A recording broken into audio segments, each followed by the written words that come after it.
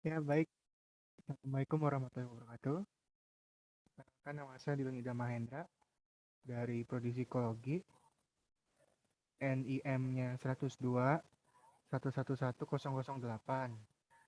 Saya akan menjelaskan tentang assessment center, metode assessment center. Jadi, kita harus tahu dulu ya, apa sih metode assessment center itu? Dikatakan kalau assessment center itu adalah metode sistematis yang mengukur atau menilai kompetensi SDM yang dianggap penting bagi keberhasilan karyawan dalam menampilkan kinerja unggul. Jadi, assessment center itu sendiri digunakan untuk mengukur nih kompetensi SDM yang ditujukan untuk keberhasilan karyawan dalam menampilkan kinerja mereka. Tujuannya apa? Kalau misalkan nih perusahaan asal mengambil, ya pasti perusahaan itu bakal ada dua nih. Pertama, jalannya biasa aja. Yang kedua, dia akan terus berkembang. Atau yang ketiga, dia bisa hancur karena SDM-nya itu asal dia pilih. Nah, itu salah satu tujuan dari assessment center. Lalu kalau kita lihat dari sejarah, hal ini tuh udah dipakai ya dari Perang Dunia Kedua, enggak, dari Perang Dunia Pertama, maaf. Dari Perang Dunia Pertama digunakan, bentar nih saya hapus dulu.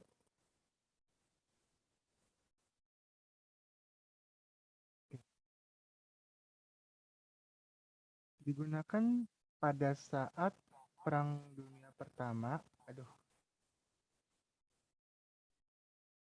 digunakan saat Perang Dunia Pertama,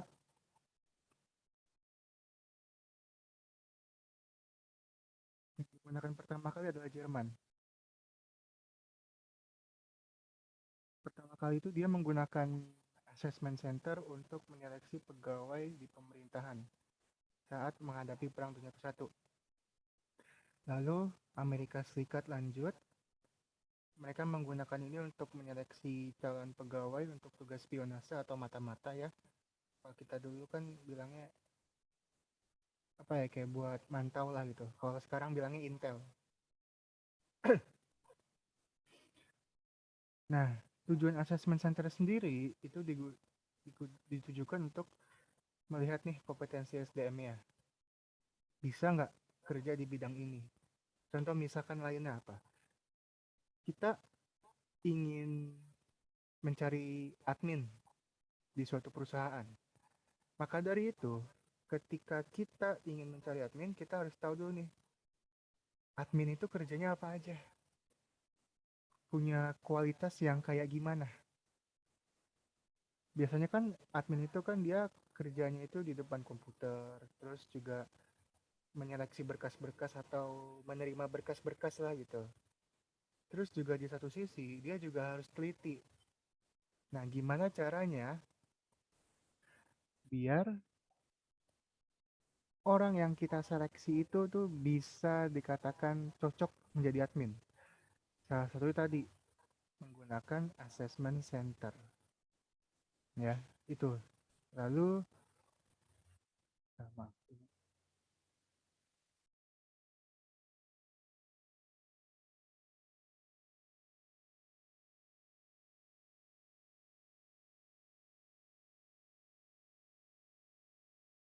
Lalu untuk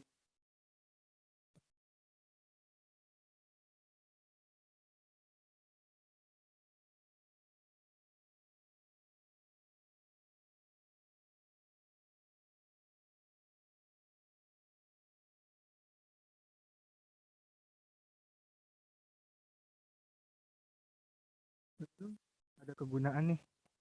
Kegunaannya apa aja?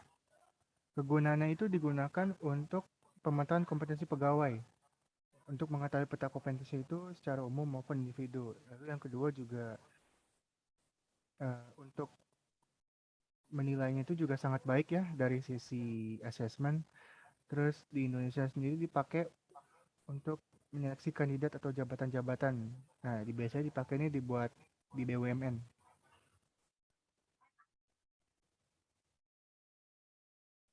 Nah, tapi di satu sisi ada kekurangan sama kelebihan dari assessment center. Kekurangannya apa? Enggak, bentar. Kita bahas kelebihan dulu. Kita bahas kelebihan dulu. Kelebihannya itu adalah sisi validitas tinggi untuk mengukur dan memprediksi kompetensi atau kesuksesan seseorang dalam jabatan tertentu. Seperti yang saya bilang sebelumnya, kalau misalkan kita mau lihat orang yang cocok jadi admin, kita tuh harus melihat dulu admin itu ngapain aja. Nah, nanti ketika di tes assessment center itu tuh kelihatan. Misalkan, oh orangnya kayak begini nih, cocok. Dia juga teliti, terus juga kerjanya cepet. Dia juga orangnya rapi dalam mengumpulkan berkas. Nah, kalau misalkan seperti itu, bisa tuh dijadikan sebagai seorang admin. Sehingga dari situ,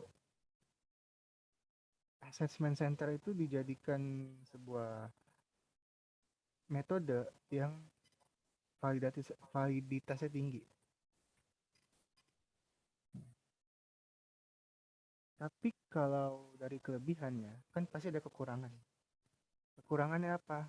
Nah, kalau misalkan dilihat dari kekurangan, yaitu time consuming. Apa itu time consuming? Time consuming itu adalah uh, butuh waktu yang cukup panjang untuk mengukur. Karena diukur dengan minimal 2 instrumen. Udah gitu, biayanya itu juga relatif mahal. Karena tadi nih, karena ini validitasnya tinggi. Jadi ini udah teruji banget sehingga semakin teruji maka semakin mahal. Ya. Jadi ini tuh kayak ibarat kata kayak udah jabatan paling tinggi lah si assessment center itu sendiri.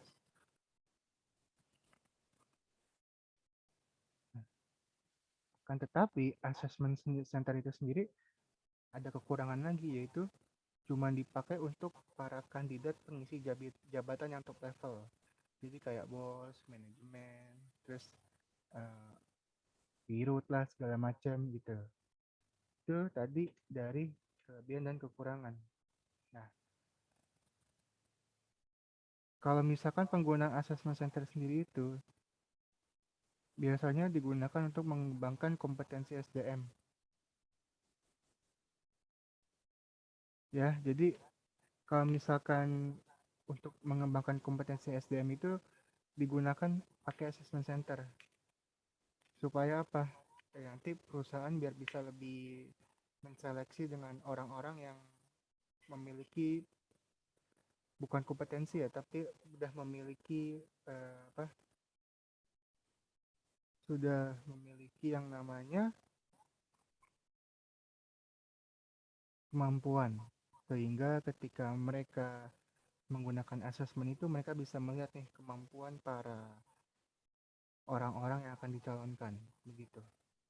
Ya, itu saja dari saya. Terima kasih. Assalamualaikum warahmatullahi wabarakatuh.